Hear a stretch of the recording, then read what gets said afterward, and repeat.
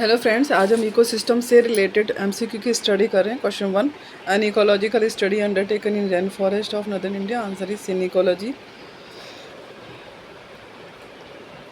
Which of the following is the most stable ecosystem? Ocean. Select correct food chain, phytoplankton, zooplankton and fish. One of the region above earth surface in which living organisms are found in addition to air, water and soil is called biosphere. Energy pyramid in a terrestrial ecosystem is upright. All energy of earth is provided by sun. When a population first increases slowly, then rapidly and finally becomes constant, the population growth curve will be sigmoid shape. Which year is the International Year of Biodiversity? 2010. The association between the wood-eating termite and the cellulose-digesting protozoan, mutualism. An example of mutualism is by D. Answer D. Sea anemone and crab. ये भी mutualism का example है. The natural cycle. C. Biogeochemical cycle. Eutrophication refers to higher production in an aquatic ecosystem को eutrophication कहते हैं. This one is the eutrophic lag. If all the plants of the world die, all animals will also die due to shortage of which? A. Oxygen. Sympatric species are those which occupy same geographical area, that is sympatric species.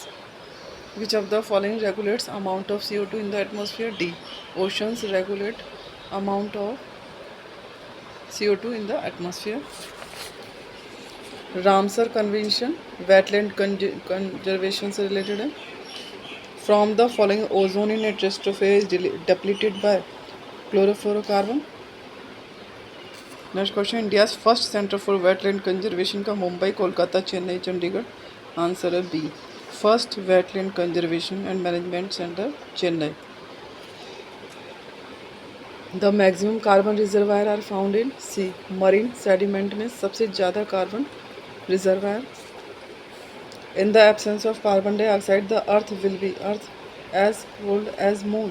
Moon की तरह अर्थ भी बहुत ठंडी हो जाएगी अगर CO2 नहीं होगा तो. World environment day 5 June. The only gas in the atmosphere that can absorb the sun dangerous radiation is B. Ozone. First united national conference on human environment was held in Stockholm. ये कब हुई थी? 1972 में Stockholm convention. 5th June is famous because it is world environment day. Temperature changes in the environment affect most of the animals which are. A. Aquatic. Aquatic को temperature सबसे ज़्यादा affect करता है. Desert and national park in India is located at which of the following place? A. Jaisalmer and Barmer. Next question, which of the following is not a part of a biosphere reserve? कौन सा part नहीं है? Core zone, manipulation zone, buffer zone, entertainment zone. Answer है D. Entertainment zone. Indian bison और gaur is also found in natural habitat in which of the following places? Poland, Florida, Myanmar, Brazil. Indian Bishan और गौर कहाँ पर मिलता है? B. Myanmar में मिलता है इंडियन बिशन. इसे रेड लिस्ट में सूचीबद्ध किया गया. म्यांमार में इसमें प्यांग